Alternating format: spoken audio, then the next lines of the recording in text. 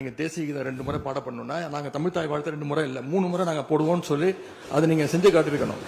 அதுதான் நான் கேட்கிறேன், உங்களுக்கு இப்ப ஆளுநர் முக்கியமா தமிழ் தாய் வாழ்த்து முக்கியமா அப்படிங்கறத நான் இந்த அரசுகிட்ட நான் கேட்க விரும்புறேன்.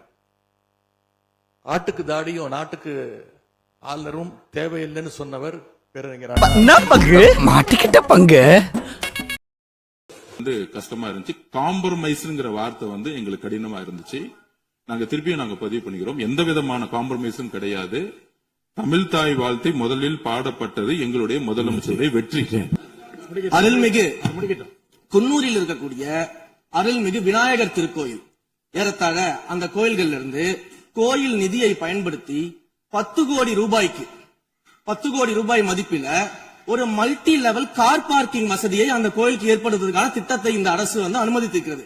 இதற்கு முன்னால் இருந்தக்கூடிய அமைச்சர் அவர்கள் அதை அறிவித்திருக்கிறாங்க. அதே போல அந்த கோயில்களுக்கு அடிப்படையில கழிப்பறை வசதி கூட கிடையாது.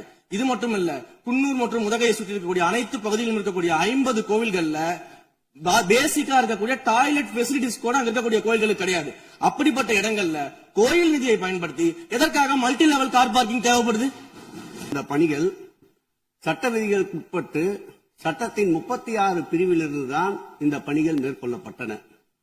குறிப்பாக ஏதோ அமைச்சரே முடிவு செய்து திருமண மண்டபங்களையும் வணிக வளாகங்களையும் ஏற்படுத்துவதற்கு உத்தரவிட்டதாக மாண்புமிகு அமைச்சர் அவர்கள் அவைக்கு உண்மைக்கு புறம்பான தகவலை தந்து கொண்டிருக்கின்றார்.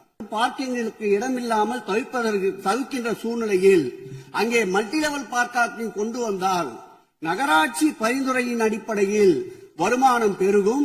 அந்த வருமானம் திருக்கோயில்களுடைய மேம்படுத்துகின்ற பணிகளுக்கு உதவும் என்பதற்காகத்தான் அந்த பணிகளை மேற்கொண்டோம் என்பதை மாண்புமிகு அமைச்சர் அவர்களுக்கு இப்போ. ஆனால் கோயில் நிதியவே 10 கோடி எடுத்து அங்க மல்டி லெவல் கார் பார்க்கிங் எந்த விதமான பொதுமக்களும் பக்தர்களும் கேட்கல. பக்தர்கள்